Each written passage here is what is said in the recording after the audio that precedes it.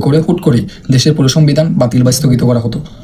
কিন্তু আপনি কি জানেন আমাদের বর্তমান সংবিধানে এমন দুটি ধারা যুক্ত করা হয়েছে যার পর কেউ যদি ভুলও এই কাজ করার চেষ্টা করে তবে তার কপালে দেশের সবচেয়ে বড় শাস্তি লেখা আছে। চলুন সহজ ভাষায় জানি সংবিধানের ধারা 7 ক এবং 7 খ সম্পর্কে।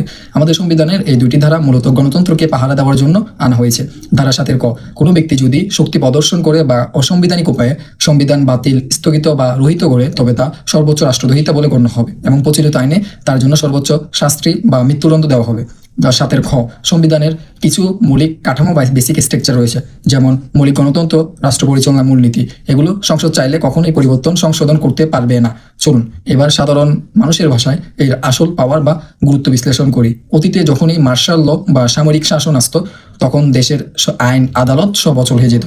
এই 7 ক ধারাটি আসার ফলে এখন আর কেউ চাইলেই বন্দুকের জোরে বা অসাংবিধানিক উপায়ে ক্ষমতার দখল করে সংবিধানে ছুঁড়ে ফেলতে দিতে পারবে না, কারণ সে জানে ক্ষমতা থেকে নামার সাথে সাথেই দেশের সর্বোচ্চ রাষ্ট্রদ্রোহিতা হিসাবে তার ফাঁসি বা সর্বোচ্চ শাস্তি হতে পারে।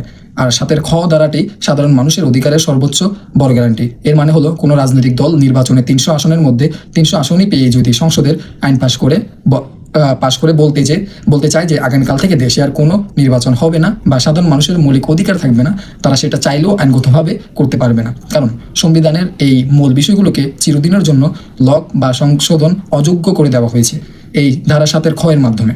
সহজ কথায় আমাদের পুরো দেশের গণতন্ত্র এবং জনতার অধিকারের পাহারা দেয় এই দুটি ধারা। এর মাধ্যমেই আমরা সফলভাবে সংবিধানের একটি গুরুত্বপূর্ণ ধারা শেষ করলাম।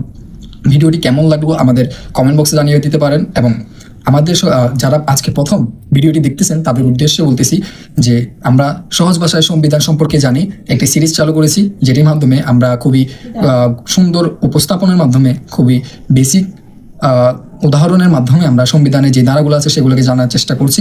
আপনারা যদি আজকে নতুন হয়ে থাকেন আপনারা প্রথম পর্ব থেকে দেখতে পারবেন, এবং আশা করি বাংলাদেশে যে সংবিধান রয়েছে সেটিকে খুবই গুরুত্বপূর্ণ ধারাগুলো খুবই সহজভাবে বুঝতে পারবেন।